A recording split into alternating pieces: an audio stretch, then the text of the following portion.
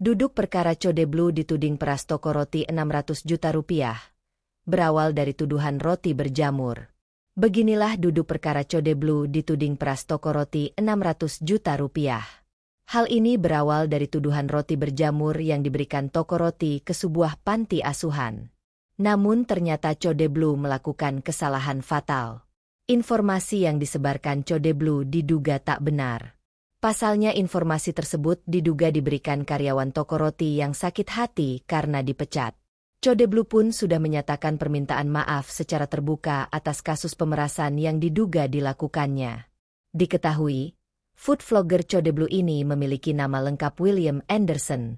Awalnya, Code Blue sempat mengunggah ulasan yang menuduh brand roti Claremont Patisserie memberikan kue nastar berjamur kepada sebuah panti asuhan di Jagakarsa, Jakarta Selatan.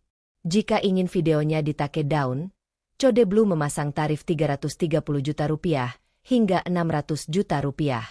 Namun rupanya Code Blue salah mangsa.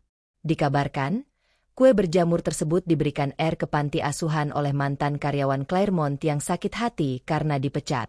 Tidak hanya itu, R juga menghubungi Code Blue untuk diviralkan.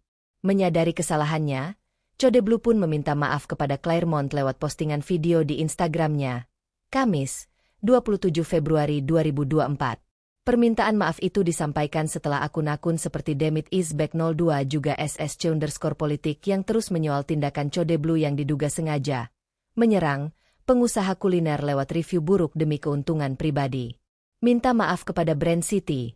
Saya telah menyebarkan berita palsu yang didapat dari sumber bermasalah hingga menimbulkan kerugian bagi pihak City dan masyarakat Indonesia, meresahkan banyak orang, ujar Code Blue. Dia berjanji tidak akan mengulangi tindakannya. Saya minta maaf dan tidak akan saya ulangi lagi hal serupa di masa yang akan datang, ungkapnya. Sementara itu, Code Blue masih mengunggah postingan tentang kue nastar berjamur itu di Instagramnya tertanggal 15 November 2024. Di postingan itu, dia menyebut toko roti itu dengan berbagai sebutan kasar. Bayangin makanan rusak lu aja nggak mau makan, apalagi anak yatim. Tapi ini kejadian sangat tidak manusiawi. Saya serahkan kepada rakyat netizen dalam mendalami, sambungnya. Dia mengaku mendapat info dari informan tertentu, yang belakangan diketahui sebagai mantan karyawan vendor yang selama ini kerja sama dengan toko itu. Code Blue mengatakan selain makanan rusak dan kadaluarsa, dapur toko itu kotor, tidak higienis karena banyak tikus. Tidak manusiawi, kalau gua jadi pemerintah ketahuan yang begini, bukan cuma gua tutup tapi gua kasih denda dan sanksi sosial, tulis pada caption postingannya.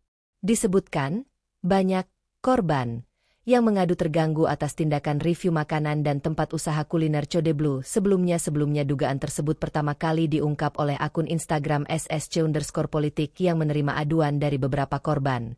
Kronologinya tuh gini, ada sebuah akun di Instagram nama akunnya adalah @SSC_politik, ucap Yusril.